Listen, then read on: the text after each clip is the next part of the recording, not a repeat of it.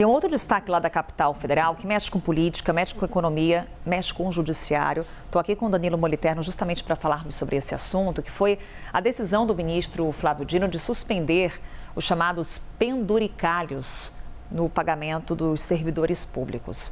Uma decisão liminar. Agora, essa decisão vai passar por um julgamento no plenário do Supremo, no dia 25 de fevereiro.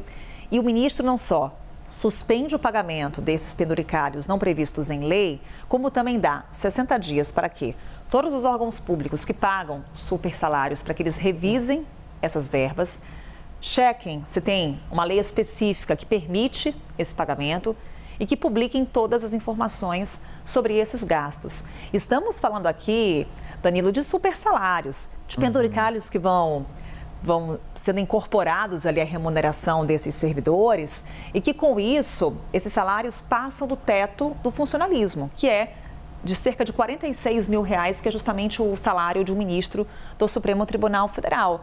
Como é que estão essas contas, hein, Danilo? Olá novamente, Carol, e a todos que acompanham o Novo Dia. A gente tem um exemplo muito clássico que a gente sempre fala, né? Que é o caso, por exemplo, de um juiz que recebe já os R$46 mil, que é a sua remuneração que fica dentro desse teto. Aí ele já tem um imóvel e mesmo assim recebe um auxílio moradia. E aí, com esse penduricalho, que é literalmente esse benefício que fica pendurado no salário, a sua remuneração ultrapassa esse teto constitucional dos R$46 mil. Como você bem mencionou, a gente tem por meio dessa liminar o ministro do Supremo Tribunal Federal, Flávio Dino, fazendo essa suspensão e dando esses 60 dias para os três poderes terem, portanto, a deliberação sobre quais são os benefícios que são ilegais e fazerem essa suspensão.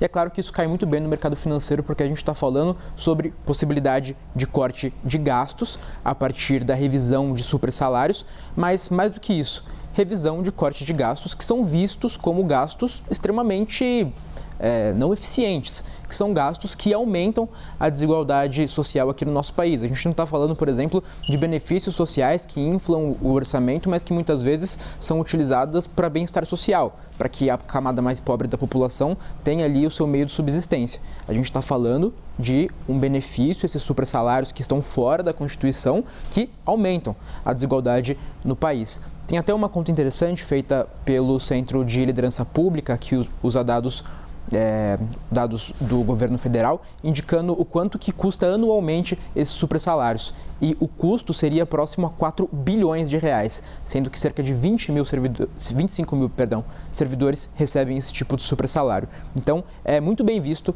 no mercado. Uma última informação que é interessante também, o mercado, contudo, fica um pouquinho com reticências sobre o que vai acontecer, porque a gente sabe que todo esse processo envolve uma instabilidade também no que diz respeito aos poderes. A gente teve uma decisão da Câmara dos Deputados e do Senado Federal, do Congresso Nacional, de na última semana abrir brechas para a elevação desse tipo de salários e agora uma decisão de Flávio Dino que vai na direção contrária. Então o mercado também fica de olho em possíveis impasses no que diz respeito a esse cenário institucional.